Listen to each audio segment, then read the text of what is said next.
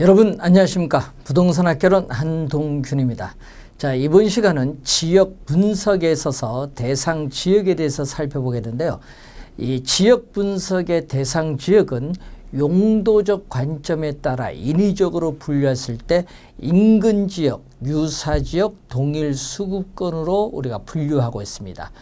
자, 그러면은 인근 지역부터 한번 살펴보면은 인근 지역의 개념은 이 감정 평가의 대상이 된 부동산이죠. 이 감정 평가의 대상이 된 부동산이 속한 지역이 인근 지역입니다. 이 대상 부동산이 속한 지역으로서 부동산의 이용이 동질적이고 가치 형성 요인 중 지역 요인을 공유하는 지역을 인근 지역입니다. 인근 지역은 이렇게 대상 부동산의 가치 형성에 직접적으로 영향을 미치는 지역이죠. 즉 대상 부동산과 용도적 기능적으로 동질성이 있어서 이 상호 대체 경쟁 관계에 있는 부동산이 존재하는 지역을 인근 지역이라고 합니다. 인근 지역은 도시, 농촌과 같은 지역사회보다는 보다 작은 지역을 말하고 특정의 용도를 중심으로 우리가 집중된 지역이 인근 지역입니다. 자, 인근 지역의 개념을 한번 봤고요. 인근 지역의 범위는 우리가 유동적 가변적이다. 고정적 경직적이 아니라 유동적 가변적입니다. 자, 인근 지역의 범위를 너무 넓게 설정했을 경우에는 사례 수집은 쉬운데 용도적 동질성은 떨어져서 가격 수준의 판정이 어려워질 수 있고, 인근 지역의 범위를 너무 좁게 설정했을 때는 용도적 동질성은 높은데 사례 수집이 어려워질 수 있습니다. 그래서 인근 지역의 범위를 감정평가사가 스스로 결정해야 되는 경우가 많죠. 자, 인근 지역의 범위는 국토의 계획 및 이용에 관한 법률상의 용도 지역과 일치하는 것도 아니고 읍면동과 같은 행정적 구역과 일치하는 것도 아니라는 점 염두에 두시고, 그래서 인근 지역의 범위를 파악을 할 때는 동태적으로 분석을 해야 되는데, 그렇기 때문에 인근 지역에 이 생애 주기가 나타나죠. 자, 인근 지역에 우리가 생애 주기를 보게 되면은 이 대상 부동산이 속해 있는 지역의 성장과 쇠퇴의 과정, 성장과 쇠퇴의 과정을 이 생태학적인 측면에서 파악을 하죠. 생태학적인 측면에서 파악을 해서 각 국면의 단계에서 나타나는 공통적인 형상의 특징을 설명하는 이론이죠. 그래서 주기는 약 100년의 주기를 가지고 있습니다. 그래서 이 생애 주기에 성립 요건이 있겠죠. 성립 요건으로서 우리는 하나의 종합 개발 계획에 의해서 개발이 이루어져야 되겠고, 지역의 동시적, 동질적 개발을 전제로 하죠. 이 동질적, 지역에 있어서의 동시적 개발을 전제로 하게 됩니다. 하나의 종합 계획에서 개발이 이루어져야 된다는 성립 요건을 가지고 있죠. 자, 생애 주기를 보게 되면 이런 형태로 가겠죠.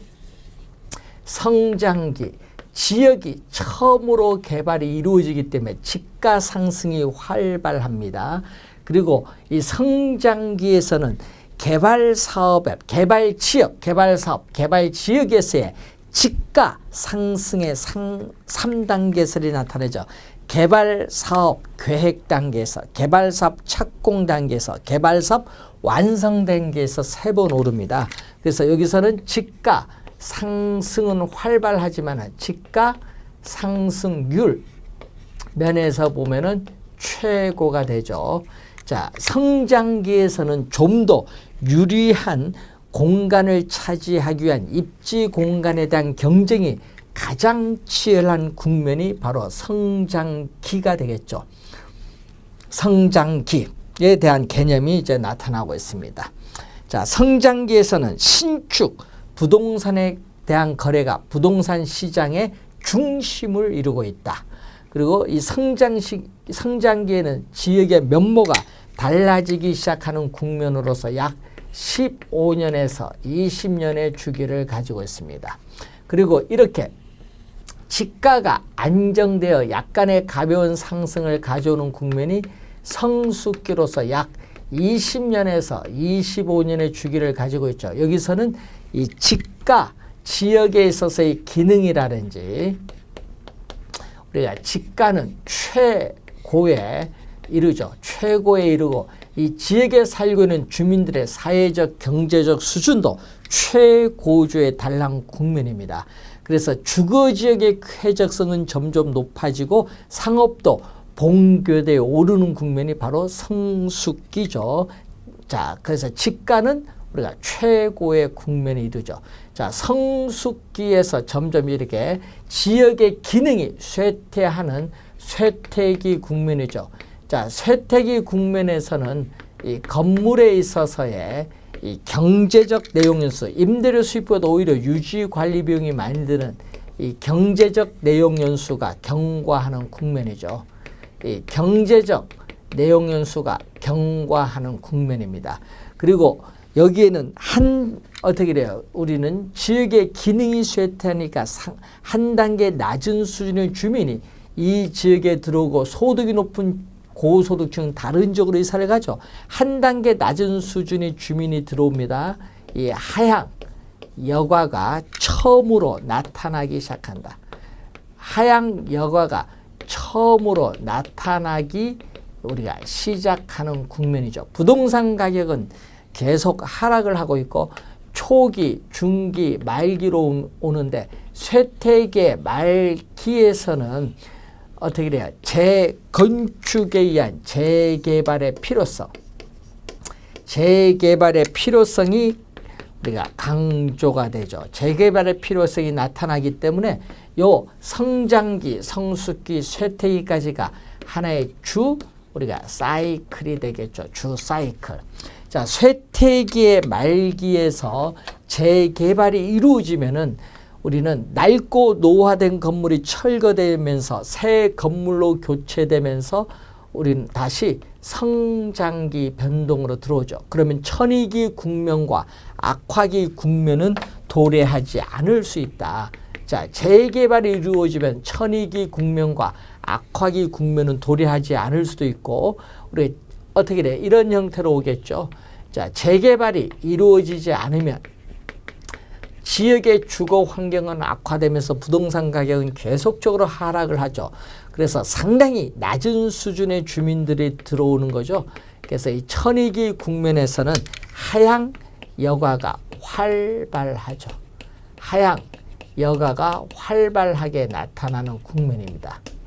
자, 그래서 천위기에는 우리가 하향 여가가 활발하기 때문에 이로 인한 수요로 인해서 부동산 가격은 약간의 가벼운 상승을 가져올 수 있지만 그 이전 단계 국면까지 오르는 것은 아니라는 거죠. 이 천위기 국면에서 재개발의 움직임이 없으면 점점 지역은 악화기 국면으로 진행되는데 악화기 국면은 슬럼화가 되기 전 단계의 국면입니다. 그렇기 때문에 슬럼화가 되기 전 단계의 국면이고 이 건물 소유자에서 포기되는 국면이죠. 따라서 이 물리적 내용 연수가 만료가 됐죠. 물리적 내용 연수가 다 끝났다. 만료되는 국면이 악화기죠. 악화기가 계속 가면은 뭐가 나온다. 이제 점점 우리는 저소득층이 거주하는 슬럼 지역이 형성되는 그러한 내용이죠. 자, 성장기에서는 노화된 건물이 철거되면서 새 건물로 교체되면서 지역의 면모가 달라지기 때문에 저소득층 가구들이 살던 집들이 점점 중고소득층으로 바뀌는 상향 여가가 나타나기 시작하죠. 자, 이러한 인근 지역의 생애 주기에 관련된 내용 알아두시기 바라고, 자, 유사 지역은 인근 지역과 인접할 수도 있고 인접하지 않을 수도 있다. 그렇기 때문에 유사 지역은 인근 지역과 반드시 인접할 필요는 없다. 지리적 접근성과는 관련이 없고 뭐다? 반드시 인접할 필요는 없다. 지역의 특성이 유사하면 돼요. 그래서 이 대상 부동산이 속하지 아니하는 지역으로서 인근 지역과 지역의 특성이 유사적입니다. 그래서 그림에서 보듯이 지리적 위치는 다르나 이 지역의 특성이 유사한 지역이 인근 지역으로서 이 유사적은 대상 부동산의 가치 형성에 직접이 아니라 간접적으로 영향을 미치는 지역이죠. 인근 지역의 사례를 수집하기 어려울 경우에는 유사 지역의 사례를 수집 분석함으로써 우리가 인근 지역에 있어서의 대상 부동산의 가격의 정도를 파악할 수 있다는 점에서 유사 지역을 분석하는 의의가 있습니다. 자, 유사 지역은 동일 수급권 외부에 존재할 수도 있고 내부에 존재할 수도 있습니다. 인근 지역이 주거지역이면 유사지역도 주거지역, 인근 지역이 상업지역이면 유사지역도 상업지역이라는 그러한 내용이죠. 자, 이 대상 부동산과 대체 경쟁 관계가 성립하고 서로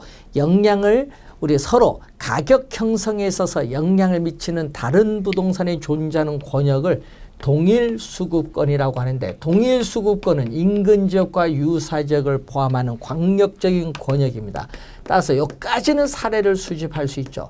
사례 수집에 있어서 가장 먼 거리에는 최원방 권역이 되는데, 이 동일 수급권의 범위를 보면 부동산의 용도에 따른 분류, 종별, 규모, 성격에 따라 다르게 나타나는데, 이 주거지의 동일 수급권의 범위는 도심의 사무실로 통근 가능한 지역 범위와 거의 대체로 일치하는 경향이죠. 통근 시간, 통근 비용, 통근 우리가 거리를 감안을 했을 경우죠. 소문난 고급 주택 지역은 이 주거지의 동일 수급권의 범위가 보다 좁아지는 경향이 있다. 왜? 대체할 수 있는 지역이 없기 때문에. 그래서 지역의 명성, 지역적 선호도, 품위 등에 따라서는 주거지의 동일 수급권의 범위는 보다 좁아지는 경향이 있죠. 상업지는 이 고객이 존재하는 지역인 배후지로부터 얻을 수 있는 상업 수익에 관한 대체할 수 있는 지역 범위와 일치하는 경향이 있고, 보통 상업지보다는 백화점 같은 고도 상업지 동일 수급권의 범위가 고객이 원거리에서 찾아오기 때문에 보다 넓은 지역을 기반으로 하죠.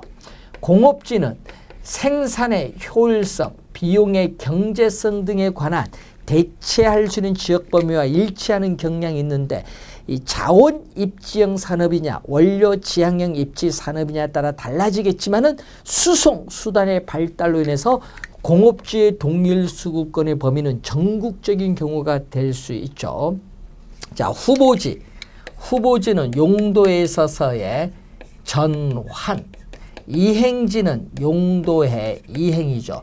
전환, 이행 후에 용도적 지역과 대체로 일치하는 경향이 있어요. 그런데 만약에 성숙도가 낮은 경우가 문제지.